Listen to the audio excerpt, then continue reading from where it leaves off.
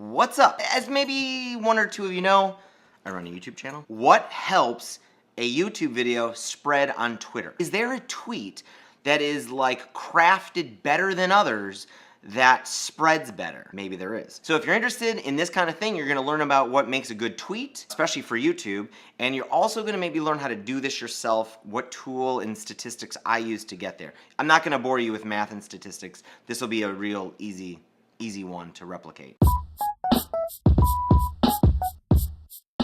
First, how did I get a bunch of sample data of tweets? I'm gonna drop this in a gist on GitHub. It is basically just using the Ruby Twitter API. You're gonna have to set up the client yourself with your own kind of OAuth credentials. You could do this analysis yourself on all sorts of different kinds of tweets. I'm just considering like how people spread YouTube videos. I grab things like retweet count, fave count, and I grab questions like, does it have media? Does it have hashtags? Of media, does it have video, or is it a picture? Is it a GIF? I was also curious, does it have emoji? Maybe people like to spread things that have like smiley faces and other emoji in them. I don't know. It'll run for like, I don't know, like 18,000 tweets before you get rate limited, which is totally fine. I don't think you're not upsetting Twitter. You could use Excel, but I have found this tool called Wizard, only on Mac, to be awesome for this. Imported the CSV, it imports really fast, and this whole thing performs a lot better than Excel does, even on 18,000 rows, which doesn't seem like a lot to me. If you hit Shift, you can select a couple columns,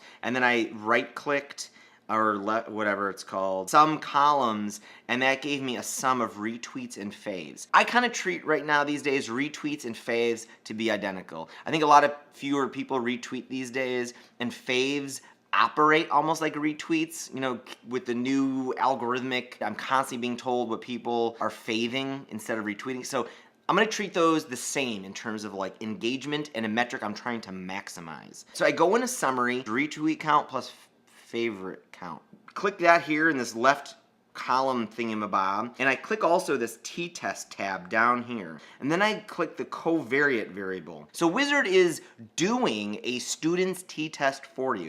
If you remember statistics, a t-test is supposed to tell you of these two means. If you have two sample distributions and you look at the means of this data, so the average of both of those, are they actually statistically different? Has media, the average retweet plus fave count for tweets that have media, so a picture, video, a GIF in them, is about 28 with an error of plus or minus 16. So that's quite a lot of error there, right? There's a lot of probably really giant tweets that went crazy, and probably most that are still like 0. So if it doesn't have media, has an average of 3.173 with an error of 0.585. 28 minus 16 is still around like 12. 12 is still a lot bigger than 3 plus or minus 0.6. If you look down here, you don't even have to do this math yourself or in your head or even think about this. Wizard will say, yeah, these are unequal means. Statistically, it worked out. And you can even change the confidence. We're 95% confident these two means are different. Having media in your tweet looks like it actually makes a significant difference to how many favorites and retweets you get. Let's dig into that though. Is it all media that works? So if you go through, I've broken them up to has video. Again, unequal means. It definitely looks like having a video in your tweet can get you more faves and more likes. How about a picture? Again, unequal means. What about having a GIF? Equal means.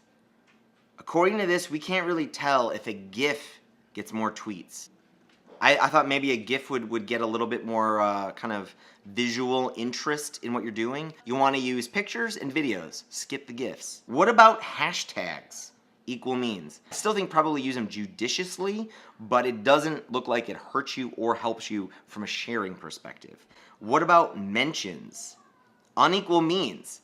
But this is interesting. Mentions actually hurt your retweet fave counts. And I think that makes sense. I know when I see someone's Twitter handle in a tweet, I'm less likely, I think, to like it or retweet it because I know they're going to get notifications. So you might be annoying. Has emojis? Equal means. That's a little bit of a study I did on tweets. Caveats of this.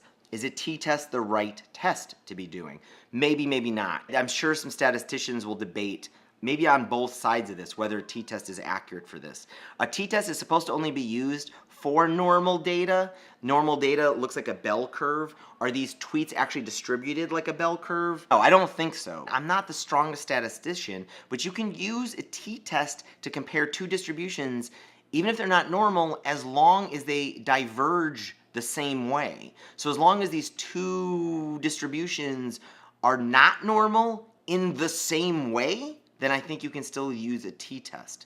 I think. I'd love your feedback if you know statistics better and you know another test I should be using. I hope you enjoyed that video. If you do, please spread it on Twitter with a picture or a video. If you're new here, please subscribe. I would love to continue building the folks watching these videos.